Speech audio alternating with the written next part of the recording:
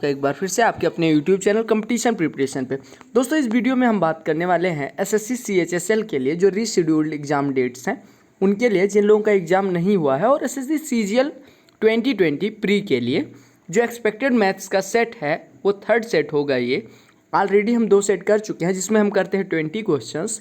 और आपको पता होगा कि हम DI जो 4 से 5 क्वेश्चन आपके DI के आते हैं वो हम छोड़ के चल रहे हैं, क्योंकि DI के लिए मैंने CPO CGL प्री मतलब 18 वाला, CGL प्री 19 वाला और CPO प्री 19 वाला, CPO प्री 18 वाला, CGL मेंस 18, ये सारे कंपाइल करके एक एक वीडियो अलग अलग बना दी है। अगर आपको DI देखना है तो आप प्लेलिस्ट में जाके डाटा इंटरप्रिटेशन करके देख सकते हैं, उसमें कई सारी वीडियोज आपको एक एक 2-2 घंटे की मिल जाएंगी। और मैं कोशिश करूँगा कि 25 सेट आपको टोटल करवाने के बाद DI का एक सेट मैं दे दूं, या बीच में ही मैं आपको लगभग 100 क्वेश्चन DI के जितने मॉडल बन सकते हैं, जितने टाइप के क्वेश्चंस DI में आते हैं आपके एग्जाम में, वो सारे आपको करवा दूं, ताकि आप एग्जाम में जाएं तो 50 में 50 इजीली ऑब्टेन कर पाएँ। ठीक है, तो चलिए स्टार्ट करते हैं। अगर वीडियो आपको पसंद आएगी तो लाइक कर देना, उससे थोड़ा सा मोटिवेशन मिलता है। और चैनल पे अगर नए हो तो सब्सक्राइब कर लेना, क्योंकि आप लोग सब्सक्राइब नहीं करते हो। मैंने कल देखा कि लगभग 70% लोग सब्सक्राइब नहीं करते। तो अगर आपको पसंद आता है सब्सक्राइब कर लेना, वो भी एक मोटिवेशन ही होता है। तो चलिए स्टार्ट करते हैं। देखिए, अगर बात करा जाए पहला क्वेश्चन, तो पहला क्वेश्चन मैंने लिया है टाइम एंड वर्क से। कहा गया X can do a piece of work in 24 days when he had work for 4 days, Y joined him. If complete work was finished in 16 days, Y can alone finish that work in how many days? कहा गया कि X 24 दिन में एक काम को कर सकता है, यानी X जो है अगर रेगुलर काम करे 24 दिन में पूरा कार्य कर सकता है। अब कहा गया कि जब उन्होंने, इतनी इज्जत नहीं देते हैं हम एक्स को, हमने कहा कि जब उसने 4 दिनों के लिए काम किया तो वाई ने उसे ज्वाइन करा, यानी कि जब उसने 4 दिन काम कर लिया उसके बाद वाई आ जाता है कि भाई मैं भी काम करूंगा, या भाई बहन जो भी हो कहता है भैया मैं भी आपके साथ कार्य करूंगा। और उसके बाद 16 दिन लगते हैं, काम खत्म हो जाता है। यानी कि 16 दिन वाई के आने के बाद नहीं, 16 दिन कुल लगते हैं, काम खत्म हो जाता है। तो आपसे कहा गया वाई अकेले कितने दिन में कार्य कर सकता है। ठीक है, समझ में आ गया। देखिए, आपको दिया क्या गया, आपसे कहा गया कि x टोटल कार्य को 24 दिन में कर सकता है, यानी x can complete the whole work in 24 days। और कहा गया कि जब इसने 4 दिन कार्य कर लिया, यानी इसने 4 दिन किया, उसके बाद y भी आ जाता है, यानी x प्लस वाई कार्य करने लगते हैं। और आपसे कहा गया कि 16 दिन में काम कंप्लीट हो जाता है। यानी हम बात करें कि x और y ने कितने दिन कार्य किया, तो आप कहेंगे कि 4 दिन तो x ने ऑलरेडी कर लिया था, टोटल 16 दिन लगे, यानी 12 दिन y के साथ में इसने कार्य किया। ठीक है, अब देखिए, अगर मैं आपसे पूछूं कि सर x ने कुल कितने दिन कार्य किया, तो x तो शुरुआत से ही काम में था, यानी कि x ने 4 दिन इधर और 12 दिन इधर, यानी x ने कितने दिन कार्य किया, 16 दिन कार्य किया। और y ने कितने दिन कार्य किया, y ने 12 दिन कार्य किया और काम खत्म हो गया। आपको पता है कि x अगर 24 दिन में पूरा कार्य कर सकता है, x अगर 24 दिन में पूरा कार्य कर सकता है, तो 16 दिन में उसने कितना कर लिया होगा, 16/24 हिस्सा। देखिएगा, एलसीएम मेथड से हमने ऑलरेडी कर लिया है, तो यहाँ पे थोड़ी फ्रैक्शन मेथड पे आते हैं। देखिए, आपको दिया गया था x 24 डेज में टोटल वर्क कर सकता है, तो 16 दिन में वो कितना कार्य कर लेगा, 16/24, यानी हम कह सकते हैं 8 दूनी 16, 8 तिया 24, यानी 2/3 कार्य का हिस्सा x ने कर लिया। x ने कितना हिस्सा किया, 2/3 हिस्सा। आपका टोटल वर्क था 1, जिसमें से 2/3 x ने कर लिया, तो y ने कितना किया, y ने किया होगा 1 में से 2/3 हिस्सा तो x ने कर लिया, यानी y ने किया 1 - 2/3, यानी 1/3 हिस्सा। और y कितने दिन करता है, 12 दिन, यानी y 12 दिन में 1/3 हिस्सा कार्य का करता है। तो आप कहेंगे पूरा कार्य कितने दिन में करेगा, या हम कहें y 1/3 कार्य को 12 दिन में करता है, तो y पूरा कार्य कितने दिन में करेगा, 12 × 3 यानी कि 36 दिन में करेगा। तो y कंप्लीट वर्क कितने दिन में करेगा, 36 दिन में। तो आपका करेक्ट आंसर सी वाला हो गया। समझ आ गया। अगले प्रश्न पे आते हैं, बहुत आसान सा क्वेश्चन था। x अगर 24 दिन में पूरा कार्य कर सकता है, आपको दिया गया था, और इसने 16 दिन कार्य किया, यानी कि देखो आपको अगर डायरेक्टली करना है तो x 24 दिन में पूरा कर सकता है, 16 दिन उसने किया, यानी 2/3 x ने कर दिया। और y कितना करेगा, अगर पूरा कार्य 1 है तो अगर x 2/3 कर देता है तो शेष कार्य y ने किया, यानी y ने 1/3 कार्य किया। और y ने कुल कितने दिन कार्य किया है, 4 दिन तो वो था नहीं, टोटल 16 दिन कार्य चला, यानी 12 दिन वो कार्य करता है, यानी 12 दिन में 1/3 कार्य, तो पूरा कार्य करने में 36 दिन। तो यही है आपकी डायरेक्ट मेथड। ठीक है, अगले प्रश्न पे आते हैं। अच्छा, पाइप एंड सिस्टम के क्वेश्चन हम ले नहीं रहे थे, तो आज हमने नल और टंकी भी ले लिया। कहा गया ये tank can be filled by A tap in 20 minutes and by another tap in 60 minutes. Sorry for the disturbance, क्योंकि आपको पता होगा गांव में डिस्टर्बेंस थोड़ी सी रहेगी, तो आप थोड़ा सा मैनेज कर लीजिएगा। कहा गया ये tank can be filled by A tap in 20 minutes and by another tap in 60 minutes, यानी कि एक टैप जो है, एक नल जो है, इसको 20 मिनट में फिल कर सकता है और एक दूसरा टैप है जो इसे 60 मिनट में फिल कर सकता है टंकी को। ठीक है, यानी एक टोटी है जो 20 मिनट में भरती है और दूसरी टोटी 60 मिनट में भरती है। कहा गया दोनों नल 10 मिनट के लिए खुले रखे जाते हैं, यानी बोथ टैप्स आर ओपन या are kept open for 10 minutes, यानी दोनों को 10 मिनट के लिए ओपन कर दिया जाता है। अब कहा गया कि फिर पहला नल बंद कर दिया जाता है, यानी कि 10 मिनट खोले रखने के बाद पहला नल यानी ए वाले को बंद कर दिया जाता है। आपसे कहा गया इसके बाद टैंक पूरी तरह से कितने समय में भर जाएगा। ध्यान दीजिएगा, अगर ए, ध्यान दीजिएगा, कहा गया ए और बी, ए 20 मिनट में भर सकता है, बी 60 मिनट में भर सकता है और दोनों मिलकर 10 मिनट तक कार्य करते हैं। अब एक चीज़ बताओ, अगर हम एलसीएम ले लें, यहाँ पे एलसीएम मेथड से करना इजी होगा। हम मान लेते हैं 20 और 60 का एलसीएम लेते हैं 60, और एलसीएम कितना हो गया 60, और इसी 60 जो आ रहा है एलसीएम, इसी को मान लेते हैं कि टंकी जो है हमारी वो पूरी 60 लीटर की है। अब अगर टंकी 60 लीटर की है, ए 20 मिनट में 60 लीटर भरता है, यानी 1 मिनट में 3 लीटर भरता होगा, और बी 60 मिनट में 60 लीटर भरता है, यानी 1 मिनट में 1 लीटर भरता होगा। अब देखिए, ए 3 लीटर 1 मिनट में भरता है, बी 1 लीटर भरता है, यानी दोनों मिलके कितना भरेंगे, 3 1 4। अब दोनों मिलके ए और बी मिलके कितना भरेंगे, ए भरता है 3 लीटर, बी भरता है 1 लीटर, यानी दोनों मिलके 4 लीटर। 4 लीटर भरते हुए ये 10 मिनट तक कार्य करते हैं, यानी इन्होंने 40 लीटर तो भर दिया। इन दोनों ने मिलके कितना लीटर भरा, 40 लीटर। 60 लीटर की टंकी थी, 40 लीटर ऑलरेडी भरा जा चुका है, यानी रिमेनिंग पार्ट कितना है, 20 लीटर्स। और आपको पता है जब 20 लीटर्स बचा हुआ है, यानी 20 लीटर टंकी में पानी आ सकता है, उसके बाद हमने ए टैप को बंद कर दिया। अब अगर ए टैप को बंद कर दिया गया तो अब कार्य कौन कर रहा है, बी टैप, यानी बी वाली टोटी जो है वो कार्य कर रही है। और बी भरता कितना है, बी भरता है 1 मिनट में 1 लीटर। भरना कितना है, 20 लीटर। 1 मिनट में 1 लीटर भरता है, 20 लीटर भरना है, तो टाइम कितना लगने वाला है बी द्वारा, आप कहेंगे 20/1, यानी 20 मिनट लगने वाला है। यानी कि टैंक को भरने में कितना समय लगेगा, इसके बाद पूछा गया, यानी कि after this the tank will be completely filled in what time, यानी कि ये जो 10 मिनट चल चुका होता है इसके बाद पूछा गया, तो आप कहेंगे जब 10 मिनट चल चुका होता है उसके बाद 20 मिनट लगते हैं टंकी को भरने में। तो आपका करेक्ट आंसर हो गया सी ऑप्शन। Got it. अगले प्रश्न पे आते हैं। अगला प्रश्न आपका ज्योमेट्री से है। कहा गया in triangle A B C, A B is equal to A C, B is equal to 70 degree, B A D is equal to 80 degree, then what is the value of angle A D. ध्यान दीजिएगा, आपको यहाँ पे एक basic सा theorem कहें या basic सा कॉन्सेप्ट कहें, जो भी कहें वो यूज करना पड़ेगा। देखो, आपको दिया गया कि angle B is equal to 70 degree, तो हम कह सकते हैं ये वाला एंगल भी 70 होगा। क्यों? क्योंकि आपको पता है किसी भी त्रिभुज में समान भुजाओं के सामने का कोण बराबर होता है, यानी अगर ये वाला कोण बी 70 था तो कोण सी भी 70 हो जाएगा। आपको दिया गया कोण बी ए डी, यानी पूरा कोण कितना है, ये वाला पूरा कोण कितना है, 80 अंश, यानी ये पूरा कोण है 80 अंश। अब आप ध्यान से देखिए, ये है 70, ये है 80, तो ये वाला कोण कितना हो जाएगा, 30 अंश का। अरे देखिए, ये 70 है, ये 80 है, तो पूरा 180 होना चाहिए, यानी ये 30 अंश हो जाएगा। आपसे पूछा गया ए डी ई, अब देखो ये 30 अंश है, तो ये कितना हो जाएगा, 150 अंश, क्योंकि एक रेखा के एक साइड में बने कोणों का योग 180 अंश होता है। तो यहाँ पे मुझे नहीं लगता कि यहाँ पे ये देने की कोई ज़रूरत थी। आपको दिया गया बी बराबर 70 अंश, बी ए डी यानी ये पूरा कोण दे दिया गया 80 अंश। तो आपको ये पता चल जाना चाहिए कि ए डी क्या होगा, इसका बाह्य कोण होगा। इस वाले त्रिभुज ए बी डी के लिए, जो ट्राइंगल ए बी डी है उसके लिए ए डी क्या होगा, बाह्य कोण।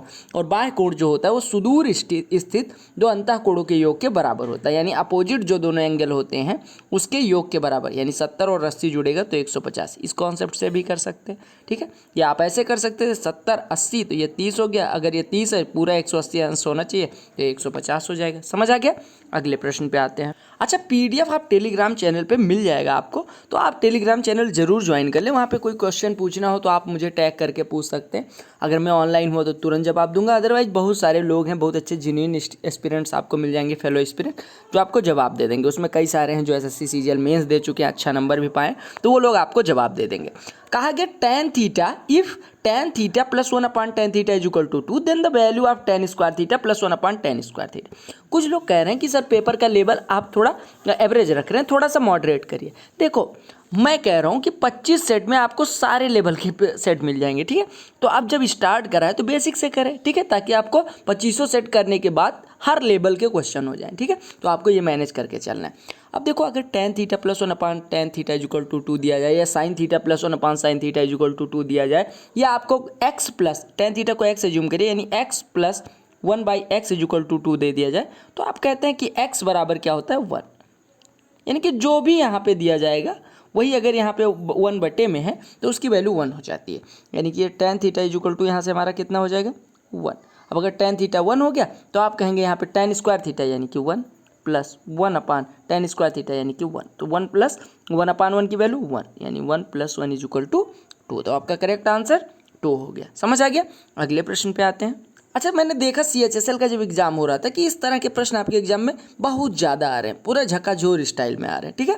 तो tan theta is equal to 12/13 दिया गया, आपसे 2 sin थीटा cos थीटा अपन cos square theta minus sin square theta पूछा गया। बेसिकली अगर मैं बताऊं तो 2 sin theta cos theta sin 2 theta का फार्मूला होता है, और अगर cos square theta minus sin square theta कहीं पे आ रहा है तो ये cos 2 थीटा का फार्मूला होता है। लेकिन इसका कहीं यूज नहीं है यहाँ पे इस क्वेश्चन में, लेकिन फिर भी मैं बता दे रहा हूँ, आप याद रखेंगे। देखो tan theta is equal to 12/13 दिया गया। देखो एक ट्राइंगल बनाओ, राइट एंगल ट्राइंगल, ये आपको एज्यूम करना है थीटा, और ये 90 डिग्री। अब अगर tan थीटा की बात हो रही है, tan थीटा होता है कितना, परपेंडिकुलर अपान बेस। अगर ये 12 है ये 13 है तो आपका ये कितना हो जाएगा, अंडर रूट में 13 का स्क्वायर यानी 169 और प्लस 12 का स्क्वायर यानी कि 144, ठीक है, 144। या आप कहें ये भी करने की ज़रूरत नहीं है, आप ये एक काम करो, ये 12/13 लिखे रहो, या ये भी फिगर भी बनाने की ज़रूरत नहीं थी। आप क्या करते, आप cos स्क्वायर थीटा से ऊपर नीचे भाग कर देते। तो अगर हम cos स्क्वायर थीटा से अंश में भाग करेंगे तो हमें मिलेगा 2 sin theta cos theta upon cos square theta, और हर में अगर cos स्क्वायर थीटा से भाग करेंगे तो दोनों टर्म्स में होगा। तो cos स्क्वायर थीटा में अगर cos स्क्वायर थीटा से भाग होगा तो 1, और sin स्क्वायर थीटा में अगर cos स्क्वायर थीटा से भाग होगा तो tan स्क्वायर थीटा आपको मिल जाएगा। अब देखिए यहाँ से cos स्क्वायर थीटा की पावर cos थीटा से कैंसिल, यानी ये हो गया 2 tan theta sin theta upon cos theta कितना होता है tan theta upon 1 minus tan square theta. Basically ये जो फार्मूला बन रहा है आपका, ये tan 2 थीटा का बन रहा है, और यहीं से प्रूव भी होता है कि 2 sin थीटा cos थीटा अपन cos square theta minus sin square theta को अगर प्रूव करना है तो tan 2 थीटा आप ऐसे भी लिख सकते थे, या आप sin 2 थीटा अपन cos 2 थीटा करके भी कर सकते थे। अब देखिए यहाँ पे tan थीटा की वैल्यू आपको पता है तो पुट कर दीजिए, यानी ये हो गया 2 × 12/13 अपान 1 माइनस 12 का स्क्वायर 144 बटे 13 का स्क्वायर 169। अब सॉल्व करिए इसको, यानी ये हो गया 24/13 बटे 169 में से 144 यानी 25/169, यही तो हो गया। 13 से काटेंगे ये 13 हो जाएगा, 13 ऊपर गुणा हो जाएगा, यानी 13 × 24, 13 × 24 कितना हो जाएगा, आप कहेंगे 312/25। अब आप कहेंगे इतनी जल्दी कैलकुलेशन, देखो इसमें कोई जादू नहीं है। 13 चौको 52, यूनिट डिजिट 2 पता चल गई, यानी ये नहीं होगा, ये नहीं होगा। अब मैंने कहा 13 दूना 26 यानी 250 से तो बड़ा होगा, यानी ये भी नहीं होगा, तो आपका आंसर 312 हो गया। समझ आ गया। तो आपको यहाँ पे cos स्क्वायर थीटा से आंसर में भाग करके और सीधे tan थीटा की वैल्यू रख देनी थी, बस। एक और सुंदर सा क्वेश्चन दिख रहा है, कहा ये square is inscribed in a circle of diameter 2a and another square is circumscribing circle, the difference between the areas of outer and inner squares is. देखिए कहा गया कि एक वर्ग जो है 2a व्यास के एक सर्किल में बना हुआ है, यानी कि एक 2a व्यास का एक सर्किल है, यानी कि कुछ इस प्रकार से, और इसके अंदर एक स्क्वायर बना हुआ है, एक स्क्वायर इसके अंदर बना हुआ है, यानी इस प्रकार से आपका स्क्वायर बना हुआ है। बना देते हैं स्क्वायर हम, ये आपका एक स्क्वायर हो गया, ठीक है। स्क्वायर अगर नहीं भी बना है तो आप एज्यूम कर लीजिए स्क्वायर ही है। और कहा गया कि दूसरा वर्ग सर्किल के बाहर है। देखो एक वर्ग और है जो यहाँ पे बना हुआ है, कुछ इस प्रकार से है, देखिएगा कैसे, इस प्रकार से, यहाँ 1 मिनट इधर भी टच करवाना है आपको, तो इस प्रकार से आपका ये भी वर्ग ही है, ठीक है। अब आपसे कहा गया कि जो वर्ग का व्यास, वृत्त का व्यास जो है वो 2a है, यानी कि ये आपको दिया गया है 2a। अब आपसे कहा गया कि बाहरी और आंतरिक वर्गों के क्षेत्रफल के बीच का अंतर क्या है, ध्यान से देखिएगा। अच्छा एक चीज़ बताओ, अगर मैं बात करूं जो डायमीटर एक खींचा गया है, ये अंदर वाले वर्ग के लिए क्या हो जाएगा, अंदर वाले वर्ग के लिए ये विकर्ण है, और अगर हम माने अंदर वाले वर्ग की भुजा x है तो विकर्ण की लंबाई कितनी हो जाएगी, √2x, जो कि बराबर दिया गया आपको 2a के, यानी हम कह सकते हैं x बराबर हो गया आपका √2a। यानी अंदर वाले वर्ग की भुजा √2 ये हो गई। और आप एक चीज़ देखिए, आप यहाँ से एक चीज़ करें, देखो अगर मैं बात करूँ कि सर ये बताओ कि ये देखो यहाँ से लेके यहाँ तक की दूरी कितनी है, ए है, क्योंकि त्रिज्या ही तो है ये। तो इसी प्रकार यहाँ से लेके यहाँ तक की दूरी ए और यहाँ से लेके यहाँ तक की दूरी भी है, यानी ये भी डायमीटर, यानी कि जो ये साइड है बाहरी स्क्वायर की, ये भी देखो पहले हमने अंदर वाले स्क्वायर के लिए साइड निकाल ली। अब अगर अंदर वाले स्क्वायर के लिए साइड निकाल लेते हैं तो हम सेंटर से एक डायमीटर ड्रा करते हैं जो कि दूसरे वाले वर्ग के लिए भुजा हो जाएगी, बाहर वाले वर्ग के लिए भुजा। यानी कि जो बाहर वाला वर्ग है अगर उसकी भुजा को y माने तो y बराबर क्या आ जाएगा, वृत्त का डायमीटर है यानी व्यास है वो बाहरी वाले वर्ग के लिए भुजा हो जाएगी। यानी बाहरी वाले वर्ग के लिए भुजा कितनी हो गई 2a और अंदर वाले के लिए √2a। अब आपसे कहा गया क्षेत्रफलों का अंतर निकालना है, तो बाहरी वाले वर्ग का अगर क्षेत्रफल पूछे तो y² हो जाएगा यानी 4a² हो जाएगा, और अगर अंदर वाले का पूछे तो x² यानी कि 2a² हो जाएगा। अब आपको अंतर निकालना है तो 4a² और 2a² का अंतर कितना हो जाएगा, 4a² minus 2a², it means 2a²। यानी कि आप कहें एरिया ऑफ x और एरिया ऑफ y अगर आपको अंतर निकालना है तो आप कहेंगे 4a² minus 2a², it means 2a²। Got it. अगले प्रश्न पे आते हैं, समझ आ गया ना। तो आपको ये पता होना चाहिए कि अगर हम किसी वृत्त के अंदर एक वर्ग बनाते हैं तो जो वृत्त का व्यास होता है वो वर्ग के विकर्ण के बराबर होता है। यानी कि इफ वी ड्रा ये square inside a circle then the diameter of the circle is equal to the diagonal of that square. और अगर एक वर्ग किसी वृत्त को सर्कमस्क्राइब करता है यानी घेरता है तो जो वृत्त का डायमीटर होगा यानी व्यास होगा वो वर्ग के भुजा के बराबर होगा। यानी कि इफ ये स्क्वायर सर्कमस्क्राइब्स ये circle then the side of the square will be equal to the diameter of the circle. Got it. दोनों चीजें समझ आ गई।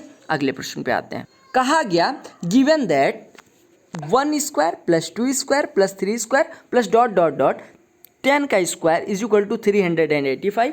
Find the value of 2 to the power 2 plus 4 to the power 2 plus 6 to the power 2 plus dot dot dot 20 to the power 2। ये सारा CGL mains का question है, 17 का question है, बहुत ईजी सा क्वेश्चन है, प्री में भी पूछे जाने लायक है। ठीक है, देखो सिंप्लीफिकेशन का या हम कहें सिंप्लीफिकेशन का ही क्वेश्चन है। देखो आप ऐसे भी जोड़ सकते हो, सबका स्क्वायर निकाल के 10 ही संख्या है निकाल के जोड़ सकते हो, बट आपको क्या करना है, आपको 2 का स्क्वायर प्लस 4 का स्क्वायर इसको लिखना है। एक बार एग्जाम में नहीं लिखना है, एग्जाम में अभी बता रहा हूँ कहाँ से क्या करना है, लेकिन यहाँ पे देखिए 2 का स्क्वायर हमने लिख लिया प्लस 4 का स्क्वायर लिख लिया और प्लस 6 का स्क्वायर लिख लिया प्लस 8 का स्क्वायर लिख लिया और प्लस डॉट डॉट डॉट 20 का स्क्वायर लिख लिया। अब यहाँ से 2 का स्क्वायर कॉमन ले लो, 2 का स्क्वायर कॉमन लोगे तो यहाँ पे बचेगा 1 का स्क्वायर, यहाँ पे बचेगा 2 का स्क्वायर, यहाँ पे बचेगा 3 का स्क्वायर और प्लस डॉट डॉट डॉट ऐसे 20 के स्क्वायर में अगर 2 के स्क्वायर से भाग करोगे तो ये बचेगा 10 का स्क्वायर। अब आपको पता है 1 के स्क्वायर से लेकर 10 तक के स्क्वायर का सम कितना है 385, यानी ये हो गया 2 का स्क्वायर 4 × 385। आपको एग्जाम में यहाँ से लेके यहाँ तक करना है। अब 4 का 385 में गुणा होगा तो 4 पंचे तो 20 हो गया, यानी ये और ये खत्म हो गया। अब आपका बच्चा कितना 4 × 8 32, 2 34, 4 × 12 2, 12 3 15, यानी आपका आंसर कितना आ गया 1540। तो आपका करेक्ट आंसर कौन सा हो गया सी। आपको क्या काम करना था, 2 का स्क्वायर कॉमन ले लेना था बस। ऐसे क्वेश्चन आ सकता है 3 का स्क्वायर प्लस 6 का स्क्वायर प्लस 9 का स्क्वायर प्लस 30 का स्क्वायर, तो आप 3 का स्क्वायर कॉमन ले लोगे। ठीक है, अगले प्रश्न पे आते हैं। सिंप्लीफिकेशन का एक और क्वेश्चन देखिए, बड़ा ही सुंदर सा, बड़ा ही खतरनाक सा दिखने वाला क्वेश्चन है, हालांकि कुछ खतरनाक नहीं दिख रहा है। कहा गया 3 × x to the power 7 multiplied by 2 to the power y by 5 is equal to 10। तो आपसे वैल्यू पूछी गई x और y की वैल्यू पूछी गई। अच्छा एक चीज़ बताओ मेरे भाई कि अगर मैं बात करूं कि गुणा किया गया है किसका, 3 सही x/7 और 2 सही y/5 का, और ये वैल्यू कितनी दे रहा है 10 दे रहा है। तो आपसे पूछा गया क्या होगी वैल्यू।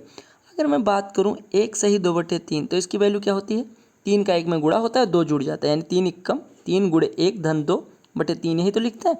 इसी प्रकार 3 सही x/7 को लिखेंगे 21 प्लस x/7, और ऐसे इसको लिखेंगे 5 दूनी 10 plus y/5 is equal to 10। अब आप गुणा कर लीजिए 7 5 का 10 में, यानी ये हो गया 21 plus x into 10 plus y is equal to 35 × 10 350। अब यहाँ पे x और y की वैल्यू रख के ऑप्शन रख के चेक कर लीजिए। देखो अब कैसे रखोगे, समझदारी क्या होगी आपकी। देखो 21 3 24, अगर मान लो x बराबर 3 रखो, यहाँ पे x की वैल्यू पहले वाली है, y की वैल्यू बाद में, x बराबर 3 रखोगे तो ये 24, यानी कि 24 का किसी संख्या में गुणा हो रहा है और 350 दे रहा है। ये संख्या भी पूर्णांक है क्योंकि देखिए x और y की सबकी वैल्यूज पॉजिटिव में दी गई है, तो 10 + y भी पूर्णांक होगा। यानी कि अगर x बराबर हम 3 रख रहे हैं तो ये 24 इसका फैक्टर होगा, तभी गुणनफल करने मतलब इसका और इसका गुणनफल करने 350 आएगा। यानी 350 का गुणनफल ये भी होगा और ये भी होगा। यानी x और y की जो भी वैल्यूज हो, जो ब्रैकेट वाली संख्या है, यानी 21 + x और 10 + y दोनों फैक्टर होनी चाहिए 350 के। तो अगर आप 3 रख रहे हो तो फैक्टर नहीं हो रहा है, खत्म हो गया। अगर 5 रख रहे हो तो 26 आ रहा है, 26 भी फैक्टर नहीं हो रहा है, यानी ये भी खत्म हो गया।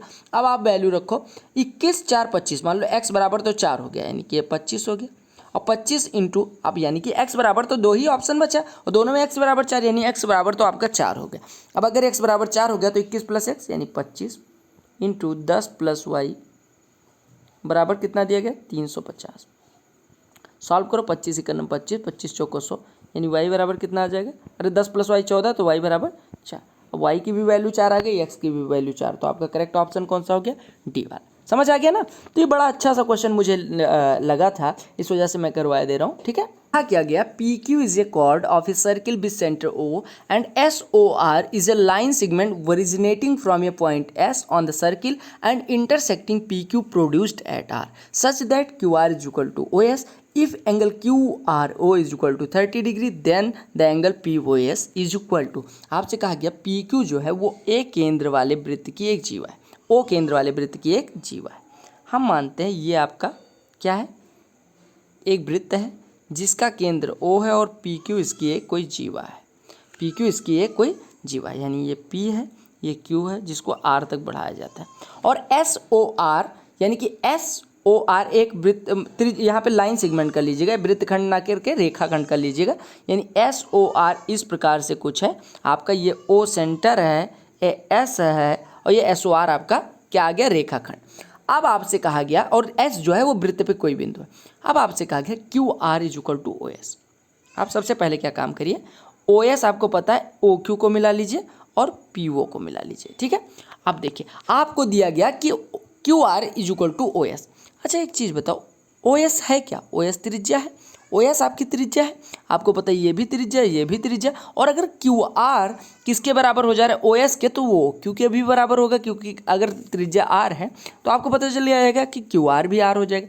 अब देखिए ट्रायंगल OQR को देखिए, इसमें दिया गया QRO की वैल्यू 30 अंश है, यानी ये वाला कोण आपका 30 अंश है। अब अगर ये वाला 30 है तो ये भी 30 हो जाएगा, क्यों, क्योंकि समान कोणों के सामने की भुजाएं बराबर होती हैं। ये 30 ये 30, ये इसका बाह्य कोण, तो ये कितना हो जाएगा, हम यहाँ पे लिख दे रहे हैं, ये वाला हो जाएगा 60 अंश। अब अगर ये 60 हो गया तो ये भी 60 हो जाएगा, ये 60 तो ये भी 60। अब आपको पता है ये 60 हो गया, ये इतना 30 है, तो इतना कितना हो जाएगा, 90 हो जाएगा। आपसे पूछा कौन सा एंगल गया था, POS, तो आपने निकाल लिया POS कितना आ गया, 90। समझ आ गया।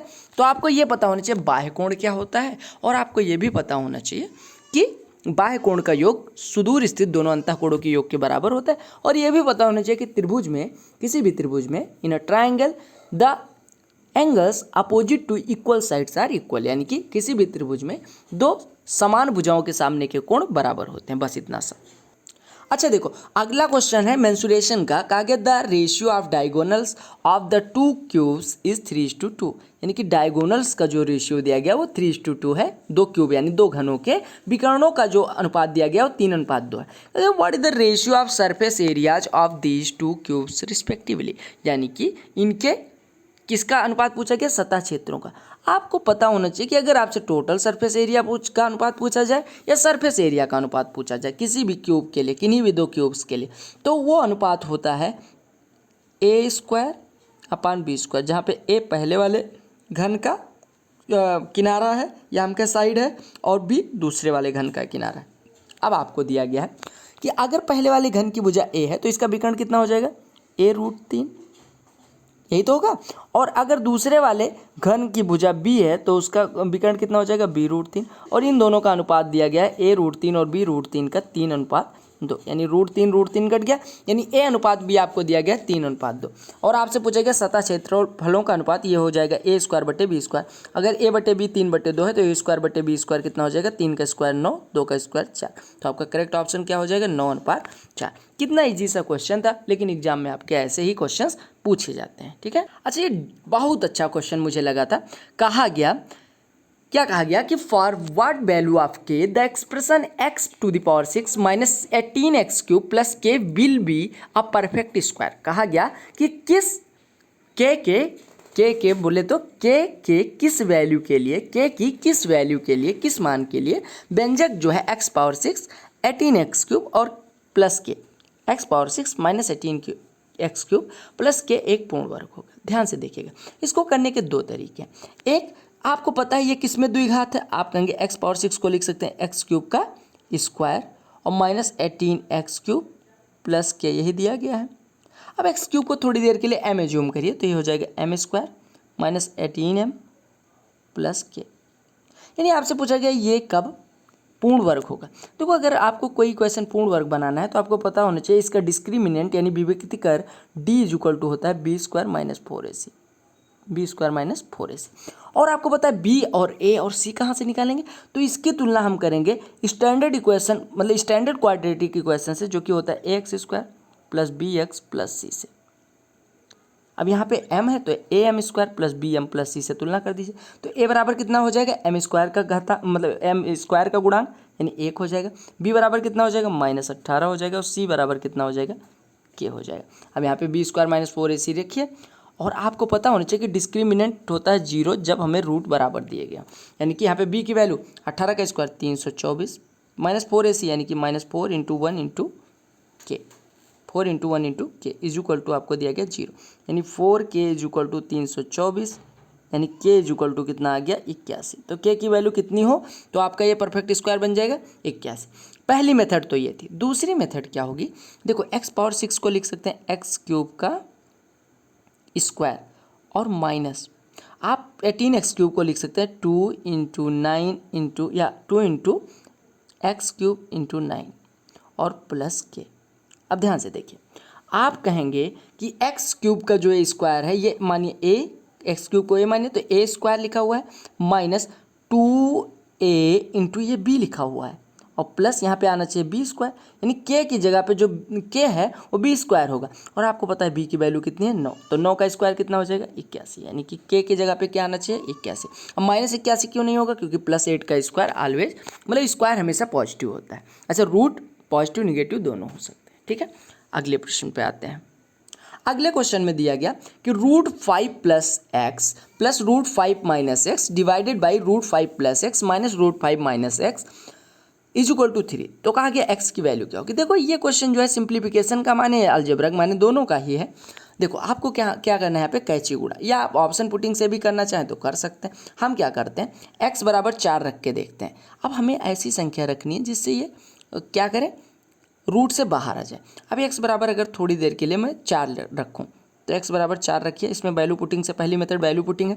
x = 4 रखिए तो 5 × 4 = 9 का वर्गमूल 3 प्लस 5 में से 4 जाएगा तो कितना बचेगा 1, 1 का वर्गमूल 1 बटे 5 + 4 9 का वर्गमूल 3 -1, तो यह हो जाएगा 3 1 4 में से 2 से भाग होगा तो आपका आंसर आना चाहिए 2, जो कि दिया गया 3, तो 4 तो होगा नहीं, यानी आपको 3 पे खेलना पड़ेगा। अगर हम 3 पे खेलेंगे तो 5 3 8, 8 का वर्गमूल 2 √2 प्लस 5 में से 3 घटेगा √2, यानी ये √2 हो गया, डिवाइडेड बाई 5 + 3 ये 2 √2 नीचे -√2 होगा।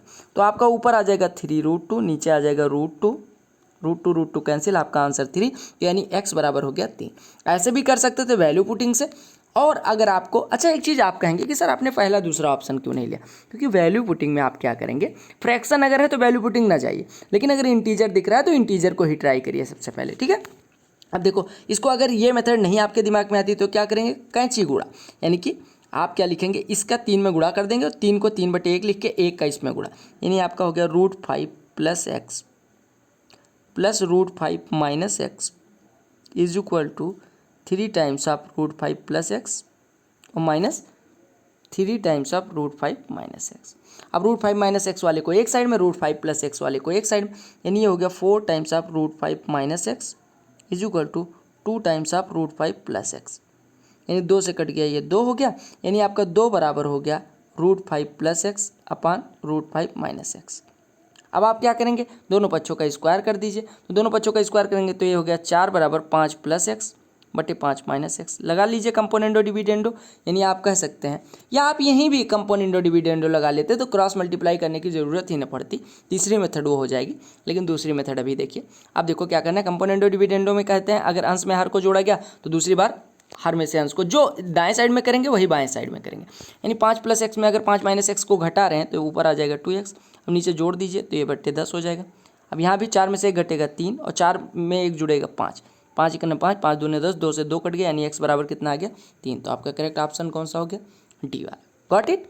अगले प्रश्न पे आते हैं, और कंपोनेंडो डिविडेंडो यहीं पे लगा देते तो आप यहीं पे √5 प्लस एक्स अपान √5 माइनस एक्स निकाल लेते, फिर वही करते जो आगे हमने किया है। कालिक मतलब प्रभुत्व वाला क्वेश्चन देखिए, यानी कि एग्जाम किसी भी मौसम में हो ये क्वेश्चन आना ही आना है। इस फार्मूले पे बेस्ड, कई बार कुछ और पूछा जाएगा, लेकिन फार्मूले पे बेस्ड क्वेश्चन आपके एग्जाम में देखने को मिलेगा ही मिलेगा। अगर मैं पूछूँ कि x³ plus y³ plus z³ की वैल्यू क्या होती है, तो आप कहेंगे sir x³ plus y³ plus z³ का एक फार्मूला होता है, क्या होता है, 3xyz plus x plus Y plus z into x plus Y plus Z का whole square minus 3xy plus Y Z plus Z x. चौंकिए नहीं, चौंकिए बिल्कुल नहीं। हमने क्या किया, यहाँ पे हमारा फार्मूला होता है x² plus Y square plus Z square minus xy minus Y Z minus Z X. हमने उसको थोड़ा सा मॉडिफाई किया। हमने कहा सर अगर हमें x plus Y plus Z का होल स्क्वायर कर लेंगे तो x² plus Y square plus Z square plus 2xy plus 2yz plus 2zx आएगा, और उसमें से 3xy 3yz 3zx घटाएंगे तो हमारा minus xy minus yz minus zx आ जाएगा। उसी को हमने थोड़ा सा मॉडिफाई कर लिया, क्योंकि हमें यहाँ पता थी value x plus Y plus Z की, हमें पता थी xy plus Y Z plus Z X की, हमें पता थी x plus Y plus Z की, और हमें पता थी 3xyz की। आप देखो हमें वैल्यू पुट कर लो, 3xyz कितना हो जाएगा 48 गुणे 3 यानी 144 plus x plus Y plus Z 12 into 12 का स्क्वायर 144 माइनस 3 इंटू 44 यानी कि 132। बस इसी को पुट करिए, आंसर आ जाएगा। नहीं हो गया 144 प्लस 12 इंटू 144 माइनस 132 यानी कि ये हो जाएगा आपका 12। तो 12 इंटू 12 144 प्लस 144 यानी आपका आंसर कितना हो गया 288। अगले प्रश्न पे आते हैं। देखो मिक्सचर एंड एलिगेशन का है या रेशियो एंड प्रोपोर्शन का है, उसका एक क्वेश्चन लिया, और आपके एग्जाम में एक क्वेश्चन आता ही आता है। कहा क्या गया कि there are 3 containers of equal capacity, यानी कि 3 जो कंटेनर हैं वो उनका मतलब जो क्षमता है, धारक क्षमता वो बराबर है। क्योंकि the ratio of sulphuric acid to water in the first container is 3:2, यानी कि हमें एसिड और वाटर का अनुपात दिया गया पहले में 3:2, दूसरे में दिया गया 7:3 और तीसरे में दिया गया 11:4। ठीक है। अब कहा गया यदि सभी तरल पदार्थ एक साथ मिलाए जाते हैं तो एसिड का वाटर से रेशियो क्या होगा। देखो अगर आपको ऐसा दिया जाए कि कैपेसिटी समान है तो आप क्या करेंगे, 3 2 जोड़ेंगे 5, 7 3 10 और 11 4 15।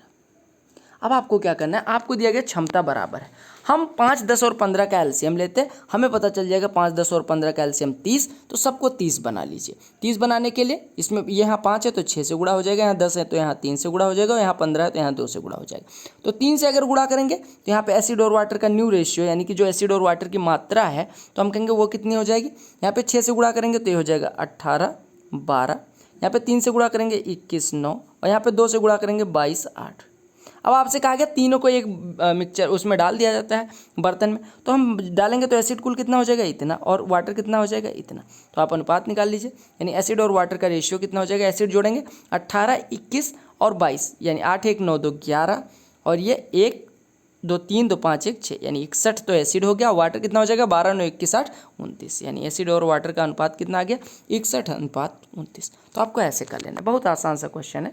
3:2 पहले में था, 7:3 दूसरे में था, 11:4 तीसरे में था। हमें दिया गया था कि जो तीनों टैंकर्स हैं यानी तीनों जो कंटेनर्स हैं उनकी कैपेसिटी समान है, तो हमने सबको जोड़ के एलसीएम लेके बराबर कर दिया और उसके बाद में ऐड कर दिया, तो सीधे सीधे हमारी मात्रा आ जाएगी। बहुत आसान सा क्वेश्चन था। देखो प्रॉफिट एंड लॉस का क्वेश्चन है, बेसिकली 2 क्वेश्चन आपके एग्जाम में पूछे जाते हैं, लेकिन चलो देखते हैं पहला क्वेश्चन क्या है। कहा गया ये fruit seller buys some oranges at the rate of 4 for ₹10, यानी कि वो कुछ संतरे खरीदता है, 4 संतरे 10 रुपये में, और कहा जाता है and equal number more at 5 for 10 rupees, यानी कि 10 रुपये में 5 की दर से समान मात्रा में और संतरे खरीदता है, यानी कि 5 मिलते हैं 10 रुपये में। एक ये वाली क्वालिटी है, एक ये वाली क्वालिटी।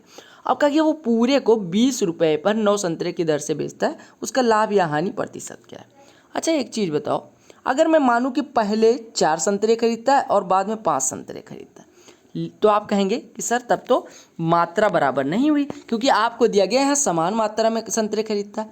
अब देखो आपको पता है 4 संतरे 10 रुपये में खरीद रहा है और दूसरे वाली क्वालिटी में 10 रुपये में 5 संतरे मिल रहे हैं, तो आपको मात्रा बराबर करनी है, यानी 4 और 5 का एलसीएम लेना पड़ेगा। यानी कि 4 और 5 का अगर आप एलसीएम लेंगे तो आप कहेंगे एक काम करो, आप क्या काम करो, 20-20 संतरे दोनों के ले लो। 4 और 5 का एलसीएम कितना हो गया 20, यानी आपने कहा 20 ऑरेंजेस ले लो, यानी 20 ऑरेंजेस इस टाइप के खरीदेंगे। टोटल कितने ऑरेंजेस खरीदेंगे 20।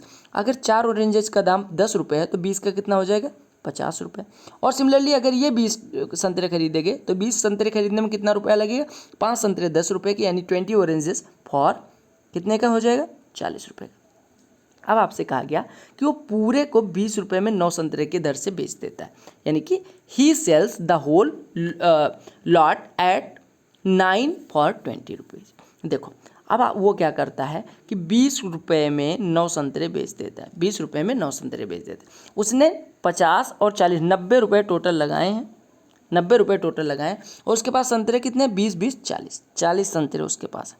अब वो क्या करता है, दोनों को मिक्स करता है और 20 में 9 के भाव से, यानी 20 रुपये में अगर 9 संतरे बेचेगा तो एक संतरे का विक्रय मूल्य कितना हो जाएगा 20/9। एक संतरे का विक्रय मूल्य कितना हो गया 20/9।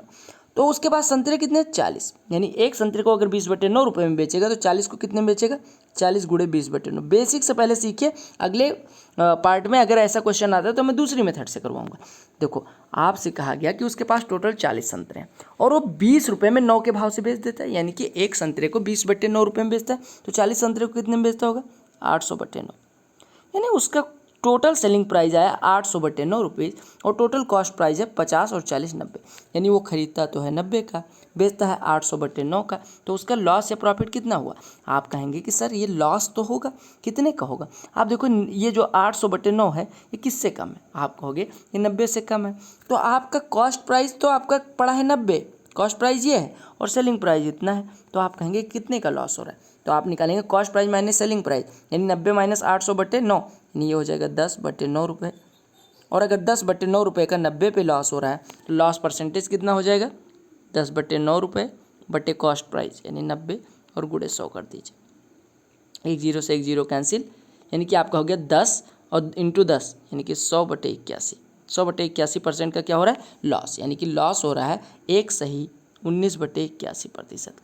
देखिए बेसिक पहले सीखिए, उसके बाद हम अगले पार्ट में, जैसे पिछले पार्ट में हमने मिक्सचर एंड एलिगेशन का क्वेश्चन लिया था, उसको बेसिक से किया था, यहाँ पे हमने थोड़ी और मेथड से कर ली, और ऐसे यहाँ पे ये बेसिक से कर रहे हैं। अगले पार्ट में जब मैं लूँगा तो वहाँ पे कोई और मेथड सीखेंगे, क्योंकि एक वीडियो में कई सारी मेथड बताना पॉसिबल नहीं है, बहुत लंबी हो जाएगी। ठीक है, बड़ा ही सुंदर सा क्वेश्चन नंबर सिस्टम का आपको दिख रहा होगा।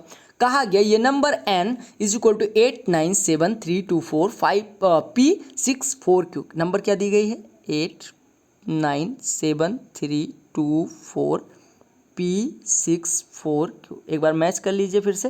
कहा गया 897324P64Q is divisible by both 8 and 9। कहा गया कि ये संख्या जो है ये 8 से भी डिविजिबल है, 9 से भी डिविजिबल है, यानी 8 से भी डिविजिबल है और 9 से भी डिविजिबल है। अब आपसे कहा गया what is the value of P + Q, यानी P और Q की योग क्या होगा। ध्यान दीजिएगा, आपको ऑप्शन दिए गए हैं 2, 11 या 9। देखो अगर आपको दिया गया कि ये 8 और 9 दोनों से डिविजिबल है तो सबसे पहले 8 से डिविजिबिलिटी चेक करो। 8 से डिविजिबिलिटी यानी 8 से विभाज्यता का नियम है, लास्ट 3 डिजिट से बनने वाली संख्या 8 से कटनी चाहिए। अब लास्ट 3 डिजिट से अगर आपको काटना है इसको, तो आप कहेंगे कि Q बराबर क्या हो सकता है। Q बराबर 0 से 9 तक हो सकता है, तो Q बराबर अगर आप 0 रखेंगे तो 640 आएगा जो कि 8 से कटेगा, और Q बराबर 0 + 8 यानी 8 रखेंगे 648 आएगा, वो भी 8 से कटेगा। यानी Q की वैल्यू या तो 0 हो सकती है या तो 8 हो सकती है। अब केवल 8 से तो विभाजित है नहीं, अदरवाइज हम कह देते हैं Q की 2 वैल्यूज पॉसिबल हैं 0 और 8, लेकिन ये दिया गया ये 9 से भी डिविजिबल है। अब अगर ये 9 से डिविजिबल है तो 9 से डिविजिबिलिटी का रूल है कि ऑल डिजिट का सम 9 से कटना चाहिए, तो सम निकालो। तो अगर आप सम निकालने जाओगे तो आपका आ जाएगा 8 9 17 7 24 3 27 2 29 4 33 6 39 4 43 प्लस पी प्लस क्यू, यानी 43 plus P plus Q, 43 plus P plus Q. अब देखो आपसे पूछा गया कि P प्लस क्यू की वैल्यू क्या हो सकती है, P प्लस क्यू की वैल्यू क्या हो सकती है। अब ध्यान से देखिएगा P प्लस क्यू की वैल्यू क्या हो सकती है। आप कहेंगे कि 43 तो इतना है और P प्लस क्यू और आया, और अगर ये 9 से कट रहा है तो ये 43 प्लस P प्लस क्यू या तो कितना होगा 45 होगा और या तो 54 होगा, ठीक है, या तो 45 होगा या तो 54 होगा। और हम 63 ले नहीं सकते क्योंकि तब P प्लस क्यू बराबर 21 हो जाएगा, और P और Q दोनों 9 से छोटे हैं तो P और Q मिलके 21 हो नहीं सकते। यानी इसकी दो वैल्यूज पॉसिबल हैं, 43 प्लस P प्लस क्यू की या तो 45 होगा या तो 54 होगा। अब अगर हम मानते हैं कि 43 प्लस P प्लस क्यू 45 है तो यहाँ से हमारा P प्लस क्यू कितना आ जाएगा, P प्लस क्यू कितना आ जाएगा 2। और अगर हम मानते हैं कि 43 प्लस P प्लस क्यू बराबर 54 है तो हमारा P प्लस क्यू बराबर कितना आ जाएगा 11। अब देखो P प्लस क्यू बराबर, अगर अब यहाँ पे देखिए P प्लस क्यू की वैल्यू या तो 2 हो सकती है या तो 11। अब अगर P प्लस क्यू बराबर, तो आपको P जो निकालना था वो तो निकल आया, यानी P प्लस क्यू की वैल्यू पूछी गई थी तो या तो 2 होगा या तो 11 होगा, यानी फर्स्ट एंड इधर फर्स्ट और सेकंड, इधर फर्स्ट और सेकंड, या तो पहला हो सकता है या तो सेकंड हो सकता है। लेकिन अगर मैं बात करूं कि P की कौन कौन सी वैल्यूज पॉसिबल है तो आप कहेंगे कि अगर P प्लस क्यू 2 है तो Q बराबर 0 होना पड़ेगा, Q बराबर 0 हो गया तो P बराबर 2 हो जाएगा, और अगर Q बराबर 8 हो गया तो P बराबर 3 हो जाएगा। यानी P की दो वैल्यूज पॉसिबल हैं 2 और 3। अब अगर Q 0 है और P 2 है तो P प्लस क्यू 2 हो जाएगा, और अगर Q 8 है P 3 है तो Q प्लस P 11 हो जाएगा। तो आपकी P प्लस क्यू की दो वैल्यूज पॉसिबल हैं 2 और 11। समझ आ गया। तो अगर आपको ऐसा कुछ दिया जाए कि ये number is divisible by 8 and 9 both, तो आप क्या करेंगे, सबसे पहले you will check the divisibility by 8 and then you will move on to 9 and check the divisibility by 9। और 8 से डिविजिबिलिटी का नियम क्या है, लास्ट 3 डिजिट 8 से कटनी चाहिए, और अगर 9 से डिविजिबिलिटी चेक करनी है तो सम ऑफ डिजिट्स किससे कटना चाहिए, 9 से कटना चाहिए। कहा गया कि एक दुकानदार यानी a shopkeeper allows a discount of 12.5% on the market price of a certain article and makes a profit of 20%। If the article cost the shopkeeper Rs 210, then the market price of the article will be. कहा गया कि एक दुकानदार एक निश्चित वस्तु पे 12.5 रुपये की छूट देता है, यानी डिस्काउंट कितने की देता है 12.5% की। यानी अगर वो 8x का खरीदता है, यानी कि कॉस्ट प्राइस अगर 8x हो तो सेलिंग प्राइस उसकी होती है 7x, ठीक है। अब आपसे कहा गया कि 20% का लाभ कमाता है, यानी कि 7x पे बेचने पे 7x पे बेचने पे उसे कितने का लाभ होता है 20% का, यानी कि 7x पे, अच्छा ये मार्केट प्राइस है, सॉरी ये मार्केट प्राइस अगर 8x है तो सेलिंग प्राइस कितनी है 7x, क्योंकि 12.5% यानी 1/8 हिस्से की छूट देता है। 8x पे 1/8 हिस्सा कितना हो गया x, यानी 8x का खरीदता है तो x रुपये की छूट यानी 7x का बेचता है। और कहा गया कि 7x में बेचने पे उसको कॉस्ट प्राइस पे 20% का प्रॉफिट होता है, यानी कॉस्ट प्राइस पे अगर प्रॉफिट होगा 20% का, यानी कॉस्ट प्राइस अगर 5 होता तो सेलिंग प्राइस 6, यानी ये बराबर सेलिंग प्राइस हो जाएगा।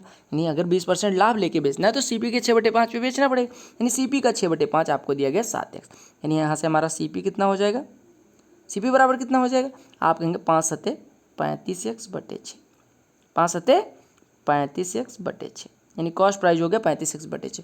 लेकिन आपको कॉस्ट प्राइस दी गई 210, यानी कि 35x/6 बराबर दिया गया 210, यहाँ से 35 से कट जाएगा ये 6, यानी x बराबर आपको दिया गया 36, x बराबर 36। अब अगर x बराबर 36 है तो आपसे पूछा गया वस्तु का अंकित मूल्य यानी मार्केट प्राइस, तो आप इसमें वैल्यू रख दीजिए, यानी x बराबर अगर आपका 36 है तो मार्केट प्राइस कितना हो जाएगा 36 × 8 यानी कि 288, यानी मार्केट प्राइस कितना हो गया 288। समझ आ गया, कितना आसान सा क्वेश्चन था। चलो परसेंटेज का क्वेश्चन देख लो। परसेंटेज का 1 से 2 क्वेश्चन आता है, एक प्रॉफिट एंड लॉस में, या तो एक सिंप्लीफिकेशन में आ जाएगा, एक परसेंटेज में, कई बार एक ही आता है। कहा गया 2 students appeared at an examination, one of them secured 9 marks more than other and his marks was 56% of the sum of their marks। कहा गया 10 marks obtained by them are। कहा गया एक परीक्षा में 2 छात्र शामिल हुए, उनमें से एक ने दूसरे की तुलना में 9 अंक अधिक हासिल किए, यानी अगर एक A पाता है तो दूसरा A+9 पाता है। और कहा गया और उनके अंकों में और जो ये A+9 पाता है वो इनके अंकों के योग का 56% है,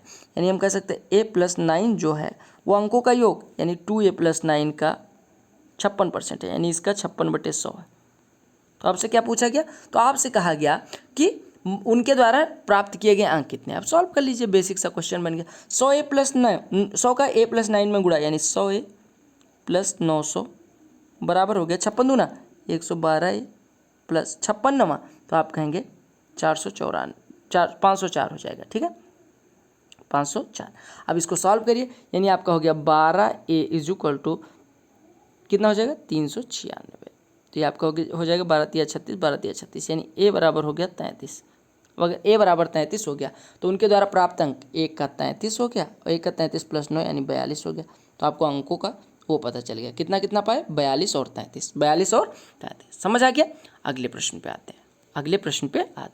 एक आपका टाइम स्पीड एंड डिस्टेंस का ट्रेन से रिलेटेड क्वेश्चन ले लिया। अच्छा, रेस वाले अभी नहीं कर रहे हैं, रेस भी हम कर लेंगे, बोट एंड स्ट्रीम भी कर लेंगे, ताकि आपके सारे टॉपिक कवर हो जाएं। और अगर आपको किसी टॉपिक का बेसिक पढ़ना है तो प्लेलिस्ट आपको मिल जाएगी previous year topic wise solve questions. तो उसमें आपको प्रीवियस ईयर के पूरे साल के एक, जैसे सीजीएल का 18 का लिया तो पूरे साल का टाइम एंड वर्क मिल जाएगा, पूरे साल का परसेंटेज, पूरे साल की ज्योमेट्री, पूरे साल की ट्रिको, ऐसे आपको CGL, CHSL, CPO, CGL mains सबका मिल जाएगा। ठीक है। और सीजीएल मेंस का तो हम 2011 से लेकर 18 तक कर रहे हैं। तो आगे ये moving train crosses a man standing on a platform and a bridge 640 metres long in 15 second. कहा गया एक आदमी को और एक खंभे को, वो एक पुल को जिसकी लंबाई 640 मीटर है, उसको 15 सेकंड और 35 सेकंड में क्रॉस करती है। अच्छा, मैं अगर आपसे कहूँ कि इस तरह का क्वेश्चन मैं करवा चुका हूँ कि अगर कोई ट्रेन किसी व्यक्ति को पार करती है तो वो कितनी दूरी चलती है, अपनी लंबाई के बराबर। यानी अपनी लंबाई के बराबर अगर ऐसे स्पीड से चलती है तो उसको 15 सेकंड लगते हैं। और अगर किसी ब्रिज को पार करती है तो उसके द्वारा चली गई दूरी, length of train plus length of bridge upon S कर देंगे, तो ये बराबर आपको दिया गया 35 सेकंड। अब आपसे कहा गया अगर 1280 मीटर लंबे प्लेटफॉर्म को पार करना हो तो उसके द्वारा कितना समय लगेगा। देखो, एक चीज बताओ, आपसे कहा गया, आपको पता है कि 15 सेकंड में वो, यहाँ से एक काम करो, इसमें इसको डिवाइड कर दो, दूसरी मेथड से कर रहे हैं। अगर डिवाइड करोगे तो यहाँ से आपका आ जाएगा L plus 640 divided by L बराबर 35/15 यानी 7/3। गुणा कर लीजिए तो आपका आ जाएगा 4L is equal to 640 into 3 यानी L बराबर आ जाएगा 480। ठीक है, L बराबर कितना आ जाएगा 480, यानी लंबाई कितनी आ गई ट्रेन की 480। अब यहाँ पे वैल्यू पुट कर दीजिए, यानी यहाँ से हमारी स्पीड आ जाएगी, कितनी आ जाएगी 480/15 यानी 15 तियाँ 45, 15 दूना 30, यानी कि उसकी स्पीड है 32 मीटर पर सेकेंड। अब आपसे कहा कि 1280 मीटर लंबे प्लेटफॉर्म को पार करना है, यानी इसके द्वारा चली गई दूरी तब कितनी हो जाएगी अगर 1280 मीटर लंबे प्लेटफॉर्म को पार करना है, यानी ट्रेन की लंबाई प्लस प्लेटफॉर्म की लंबाई, यानी 12 4 16 1760 मीटर उसको चलना पड़ेगा और स्पीड है 32, तो कितना समय लगेगा 1760/32। तो काट दीजिए, 8 से काटेंगे 8 चौको 32, इससे काटेंगे ये आपका हो जाएगा 22 और 8 दूना 16, 1 मिनट देख लीजिए, ये 220 हो जाएगा। अब 4 से काटेंगे तो 55, यानी 55 सेकंड का समय लगने वाला है। देखिए, अगर कोई ट्रेन किसी बिंदु, किसी व्यक्ति या किसी खंभे को पार करती है तो उसके द्वारा चली गई दूरी L होगी। अब अगर L दूरी यानी अपनी लंबाई के बराबर दूरी S स्पीड से पार करती है 15 सेकंड, और किसी खंभे को किसी पुल को, किसी ब्रिज को या किसी ट्रेन को पार करती है तो उसके द्वारा चली गई दूरी दोनों की लंबाइयों का योग होती है। आपने कहा L प्लस 640 को पार करने में कितना समय लेती है 35, तो यानी L प्लस 640 टोटल दूरी बटे स्पीड बराबर समय हो जाएगा। अब दोनों को डिवाइड करके हमने एक बार L सॉल्व किया, एक बार S सॉल्व किया, दोनों को वैल्यू पुट करके अब हमें पूछा गया था कि 1280 मीटर लंबे प्लेटफॉर्म को कितनी देर में पार करेगी। हम कहेंगे 1280 मीटर लंबा प्लेटफॉर्म अगर पार करना है तो अपनी लंबाई का और इसका 1280 का योग यानी कि टोटल 1760 चलना है, समय है 32, स्पीड है 32, तो समय लगेगा दूरी बटे स्पीड यानी कि दूरी बटे चाल। समझ आ गया। एक और नंबर सिस्टम का क्वेश्चन है और this is last question of your set 3। कहा गया A and B are two distinct number, यानी कि ए और बी अलग अलग डिजिट हैं। कहा गया if the sum of two digit numbers found by using both the digits is a perfect square then what is the value of A plus B. आपसे कहा गया कि अगर ए और बी दो अलग अलग संख्याएं हों और इनके द्वारा बनने वाली संख्याएं, अच्छा एक चीज़ बताओ, अगर ए और बी दो अलग अलग संख्याएं तो इनके द्वारा बनने वाली संख्याएं क्या होंगी, ए और बी हो सकती हैं। मतलब ए और बी अगर दो संख्या है तो इनके द्वारा बनने वाली संख्याएं क्या हो सकती हैं, 10a प्लस बी, और एक बार बी को आगे लिखोगे तो 10b प्लस ए, ये दोनों संख्याएं बनेंगी। अब अगर इन दोनों का योग निकाला जाए तो 10a प्लस ए यानी कि 11a प्लस 11b, ये इनका सम हो जाएगा। अब 11 कॉमन ले लीजिए, 11 कॉमन लेंगे तो आपका आएगा 11 इंटू ए प्लस बी। अब आपसे कहा गया कि ये जो दोनों संख्याएँ हैं, ये जो दोनों मतलब जो दोनों संख्याओं का योग निकल रहा है, दोनों संख्या जो ए और बी से बनने वाली दो संख्याएं हैं।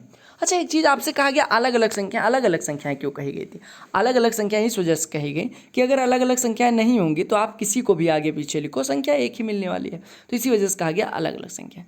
अब अगर ये अलग अलग संख्याएं हैं और आपको दिया गया है कि इनका जो योग है वो पूर्ण वर्ग है तो आप कहेंगे इनका योग कितना हो जाएगा 11 इंटू ए प्लस बी, और ये परफेक्ट स्क्वायर दिया गया। अच्छा एक चीज़ बताओ, 11 किसी का फैक्टर है? 11 किसी का फैक्टर है? नहीं। यानी कि अगर इसको स्क्वायर बनना है तो ए प्लस बी की वैल्यू 11 हो सकती है, ए प्लस बी की वैल्यू 11 भी हो सकती है, ए प्लस बी की वैल्यू और क्या हो सकती है, अगर इसको परफेक्ट स्क्वायर बनना है आपका 44 भी हो सकती है। लेकिन ए और बी दोनों संख्याएं जो हैं एक एक अंक हैं, यानी एक अंकीय संख्या है, तो इनका योग कभी 18 से ज़्यादा हो ही नहीं सकता, यानी कि 44 तो पॉसिबल ही नहीं है। यानी अगर इसको परफेक्ट स्क्वायर बनना है तो 11 इंटू ए प्लस बी को क्या होना पड़ेगा, 121 होना पड़ेगा, क्योंकि 11 ऑलरेडी है और 11 एक और मिल जाए तो परफेक्ट स्क्वायर, यानी ए प्लस बी अगर 11 हो गया तो 11 इंटू 11 यानी 121 परफेक्ट स्क्वायर, यानी कि 11 का स्क्वायर बन जाएगा।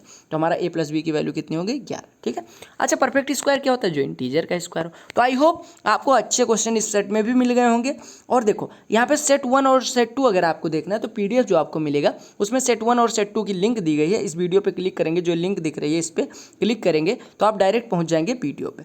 नेक्स्ट वीडियो फिर मिल जाएगी आपको अगले दिन, और नेक्स्ट सेट आपको पता होगा कि टेलीग्राम में पहले अपलोड कर देता हूँ ताकि आप लोग सॉल्व कर लें। अगर आप लोग सॉल्व नहीं कर रहे हैं पहले तो ये गलत कर रहे हैं, वीडियो देखने से पहले सेट को सॉल्व कर लिया करें। 7 बजे के करीब आधे घंटे का समय निकालें, सॉल्व कर लिया करें। Bye bye, take care, all the best for your all exams. वंदे मातरम।